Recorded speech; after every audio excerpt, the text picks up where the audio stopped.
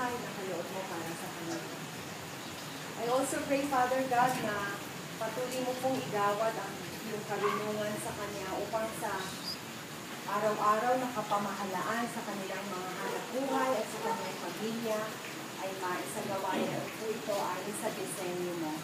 Maraming salamat, Ama, sa pagtitipon namin at sa mga biyaya ng pagkain aming pagsasaluhan. Pagpalain mo ang kapatid na nagkaloob nito, O Diyos. And we pray that it will continue to nourish our physical body, and we pray that you are going to bless our fellowship together. This we pray in Jesus' name. Amen. Happy birthday to you. Happy birthday to you. Happy birthday, happy birthday. Happy birthday to you. Okay, sana natin. Special prayer.